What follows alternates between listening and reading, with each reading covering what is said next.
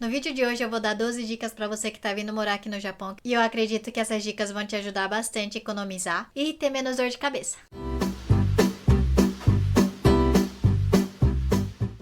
Pra quem não me conhece, eu sou a Eri e nesse meu canal eu dou várias dicas de como viver bem no exterior. Como agora eu tô no Japão, vou dar mais dicas sobre o Japão. Eu vou dividir essas dicas em 6 dicas para antes de você vir pro Japão e 6 dicas para logo que você chega no Japão, tá bom?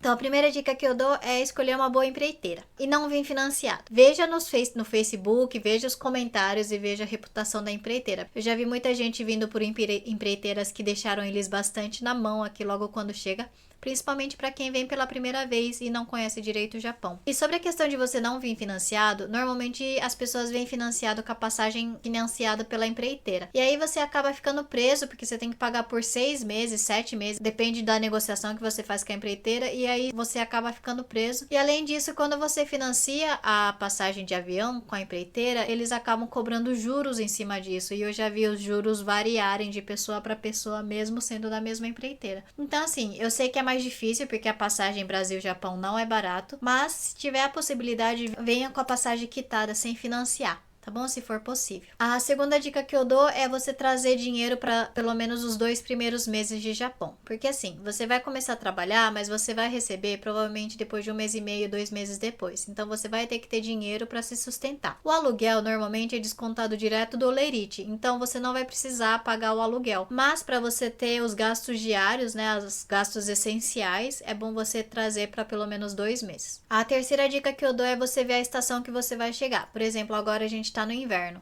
O inverno, eu acho que é a pior estação para você vir, principalmente se você for num lugar que neva muito. Porque assim, às vezes vai ter o soguei, uma van que vai te buscar e vai te levar. Mas muitas vezes você vai ter que ir para a fábrica andando ou de bicicleta. Então você ir andando na neve é bem complicado e além disso tem as roupas de frio que provavelmente você não tem esse tipo de roupas de frio no Brasil para trazer. Então o inverno eu acho que é a pior época de você vir. Então se você conseguir escolher uma época melhor para vir, vem um pouco depois do inverno, né? Não tenta vir no inverno forte, tá bom? A quarta dica que eu dou é você estudar pelo menos o básico do japonês antes de vir. Se você conseguir estudar bastante é bom, mas se pelo menos você conseguir estudar o hiragana, katakana e os comprimentos, já ajuda bastante. Por que o hiragana, katakana? Porque você vai ter que escrever seu nome, provavelmente, em katakana, né? Como é um nome estrangeiro, você vai ter que escrever em katakana. Então, quando você vem aqui, se você souber escrever essas coisas em katakana, já ajuda bastante. E aí os comprimentos, por quê? Normalmente na fábrica, às vezes você divide a área com japonês, então é legal você saber falar bom dia, boa tarde. Então é legal pelo menos você saber os cumprimentos. E as palavras ou frases básicas também eu aconselho bastante você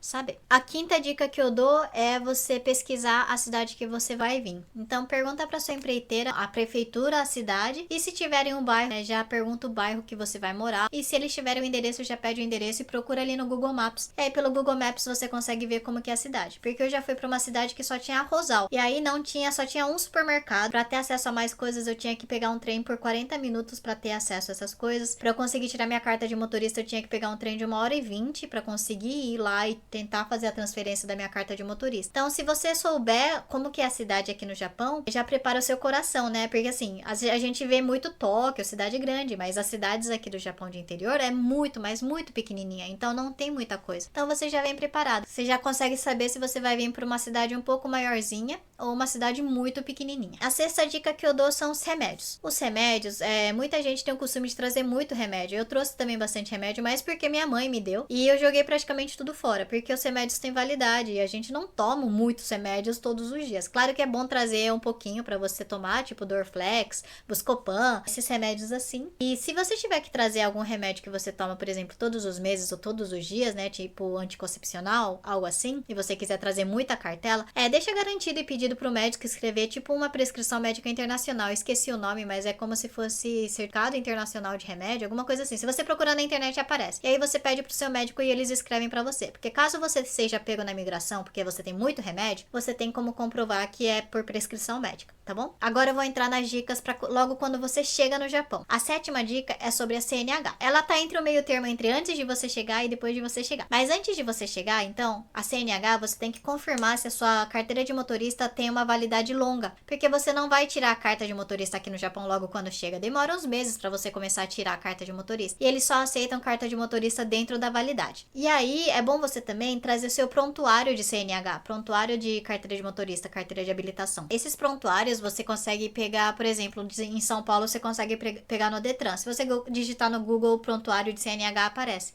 É um histórico para falar qual que é o seu histórico de CNH. Não são todos os lugares aqui no Japão para você tirar a carta que pedem, mas tem lugar que pede. Então, só para garantir, é bom você trazer, para você conseguir fazer a transferência da sua carta de motorista com mais facilidade. E a outra coisa que você tem que ter para você conseguir tirar a carta de motorista aqui no Japão, é você tem que provar que pelo menos 3 meses você estava no Brasil após a emissão da sua carteira. Então, depois que você emitiu a sua carteira, você tem que provar de alguma forma que você estava lá no Brasil por 3 meses. Se você não conseguir provar, eles não vão aprovar e não vão tirar sua carta de motorista aqui. Como que eles veem normalmente? Eles veem o carimbo do seu passaporte. Então, eles veem a saída e a entrada do país, e aí eles conseguem ver quando que você saiu do país e quando você entrou no país. Então, se você tem a CNH muito antiga, tenta ver se você consegue trazer os passaportes antigos com carimbo para mostrar que você estava no país e não saiu do país logo depois que você tirou a sua CNH. Então, veja de trazer os passaportes antigos também. No meu caso, eu não consegui provar com o passaporte, então precisei usar comprovante de residência no meu nome, tipo conta de gás mais recente para falar que eu estava no Brasil até aquele ano. Eu também trouxe um histórico de faculdade para falar que eu fiz a faculdade no Brasil, foi o maior rolê para eu conseguir provar que eu estava no Brasil. Então, normalmente os passaportes já resolvem, mas se você conseguir trazer um comprovante de residência só para garantir, eu acho que não custa nada. Eu vou deixar aqui embaixo o link com um procedimento de como que você faz essa transferência de CNH do Brasil para o Japão. É da prefeitura de Kanagawa-ken. Cada prefeitura tem um jeito diferente de fazer, mas o procedimento não muda muito.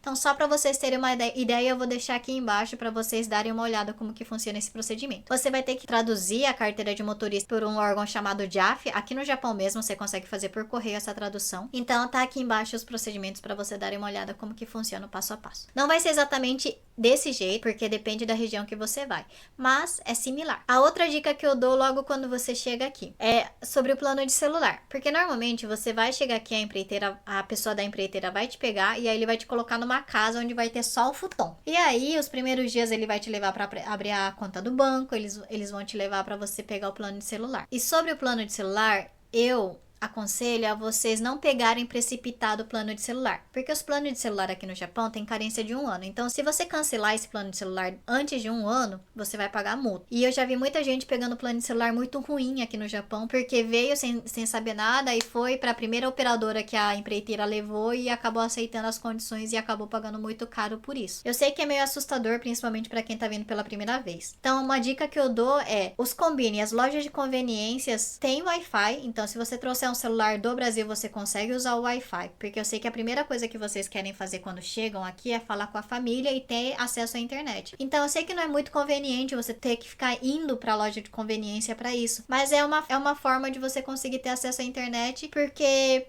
pegar o plano de celular de forma precipitada pode sair bem caro para vocês. Eu vou falar os preços normalmente aqui como estão, para vocês terem uma ideia de preços, para vocês saberem se vale a pena ou não, se você for fazer o plano de celular com a empreiteira. A minha operadora de celular é uma das mais baratas, que chama Rakuten. Hoje eu pago para internet ilimitada, sem limites, e para ligação ilimitada eu pago 3.000, 3.500 ien por mês. Esse é meu plano. Quando eu cheguei, eu não aceitei pegar o plano de celular com a empreiteira, eu fiz por conta própria, mas eu vim com nível de japonês bom para conversação, então para mim era um pouco mais tranquilo. Então tem que ver o que é confortável para vocês. Quando eu fiz, eu consegui 1 ano de plano de celular de graça, então valeu muito a pena. E na época, o plano de celular do lugar que a empreiteira estava levando, eles estavam cobrando 10.000 para 20 GB de internet. Né? Hoje em dia tá mais barato, mas estava 10.000 para 20 GB de internet. Eu hoje pago 3.000 para internet ilimitada e na época que eu cheguei peguei 1 ano de graça. Então, às vezes sai mais barato você esperar um pouco e se tiver que contratar